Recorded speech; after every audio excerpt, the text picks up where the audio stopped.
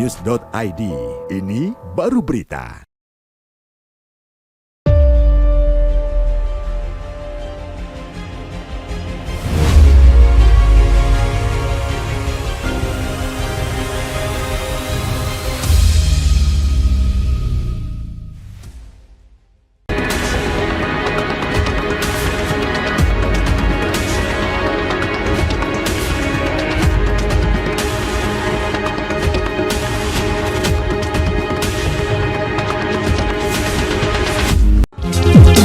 Balik lagi di Morning News dan masih bersama Om Dhani di sini. Om, kita bacain komen atau info dulu ya dari boleh. Sobat iNews nih.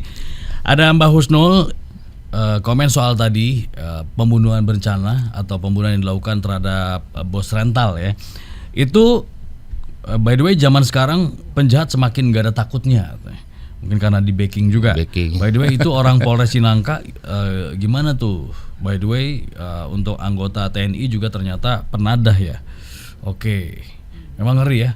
Kalau misalnya aparat sudah terlibat dalam tindakan kejahatan. Kejahatan itu. Karena kan masyarakat mau ngadu ke siapa lagi? Ya kan? Iya benar. Sini aparat harus bertindak tegas, melindungilah, mengayomi masyarakat. Sebagai korban apalagi kan. Iya. Jadi supaya tidak menjadi pagar makan laut ya. Pagar makan tanaman. Rumput tetangga lah. Udah lewat. Pagar laut udah lewat ya. Ganti gas ya sekarang. Udah hilang. Kemarin ini ada yang menarik nih. Tadi sempat baca nih. Jadi Pak Menteri KKP itu ditanya sama wartawan, "Pak, pagar laut gimana?" Secara spontan Pak Menteri jawabnya, kan udah gas katanya. Jadi orang langsung ini dong, wah berarti ini pengalian isu dong. Isunya kayak digeser gitu. Iya. Nggak tahu ya. Ya. Itu kan biasa. Kan udah dibakar. Maksudnya ada sate, ikan. Kemarin kan Mas Dwi bakar-bakaran ya. Kemarin ya. Oh iya, ada yang kebakar tuh. Weekend kan. Gara-gara apa? Pagar laut ada yang kebakar. Apa sih yang kebakar? Aduh. Baru mau disapuin. Kemarin kan. Nah, ini nih kantor Kementerian ATR kan terjadi ya inilah kebakaran lah.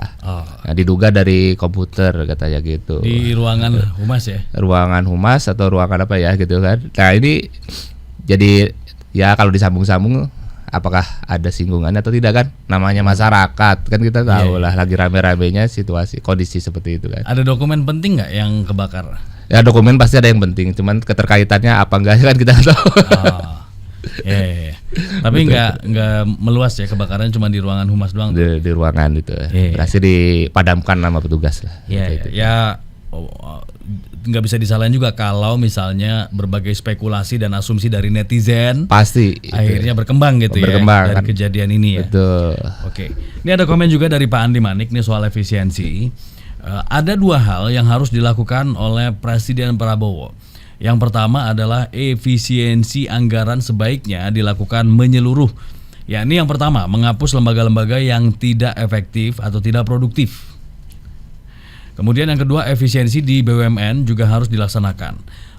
Mencari sumber pemasukan lain seperti naikkan dividen dari BUMN, naikkan pajak penghasilan orang-orang super kaya atau sultan. Nah, berarti Bapak nih sebagai sultan. Sultan ya, rumahnya di Jalan Sultan. Jalan Sultan. Ini bagus dan kan berbagai upaya mungkin perlu dilakukan pemerintah kan, termasuk dari masukan atau pajak karbon udah bisa tuh. Bisa pajak kan karbon. Udah ada payung hukumnya ya. Ada payung hukumnya, atau misalnya sekarang era kendaraan ramah lingkungan nih.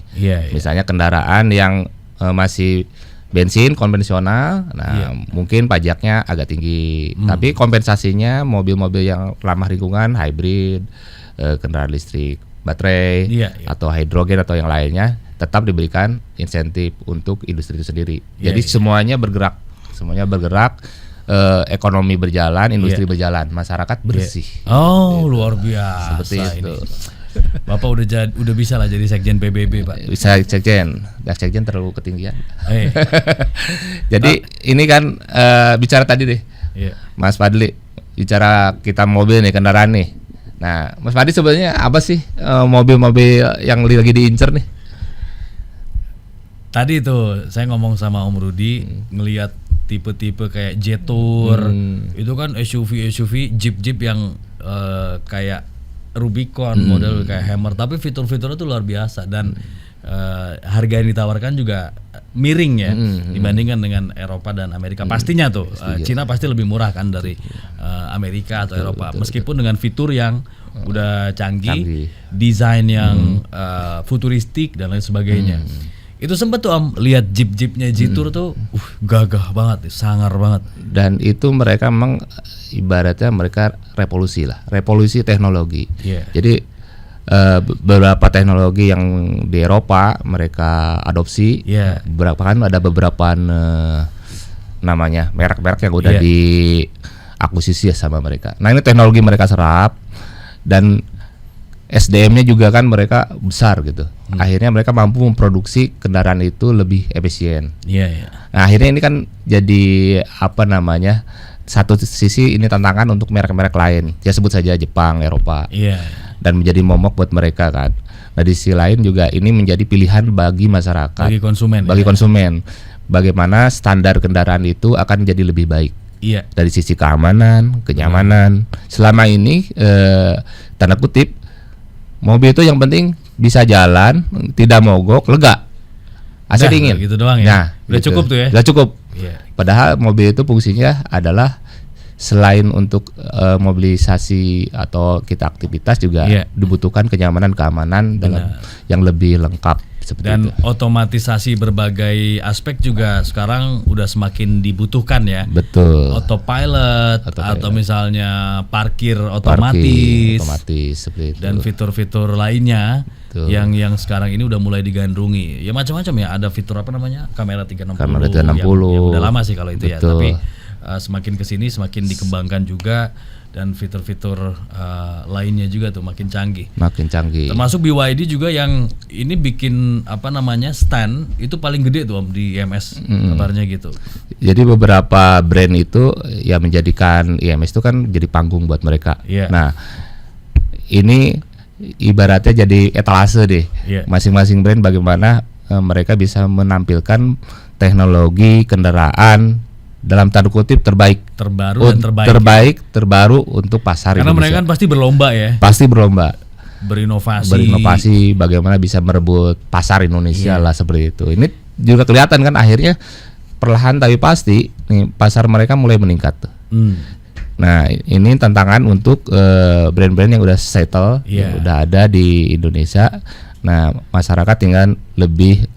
Dan masyarakat juga sekarang udah lebih kritis melihat suatu kendaraan itu kan. Ini kendaraan ini bodinya bagus, desainnya bagus. Nah, terus lihat dalamnya, interiornya, wah, gitu. Nyaman, futuristik, bombastik, aerodinamik, semua ada di situ semua. itu. Jadi ya itu, konsumen makin kritis, apalagi teknologi makin maju. Nah, ini menjadi keuntungan bagi konsumen saat ini ya. Untuk membeli sebuah kendaraan. Di sisi lain memang ya tentunya harganya juga kan relatif jangkau. Tapi ya sekarang ada efisiensi gimana? Iya kan? Efisiensi pemerintahan apakah juga akan berdampak ke daya beli masyarakat ataupun juga sektor industri termasuk otomotif ya? Sektor otomotif. Karena kan sangat terdampak.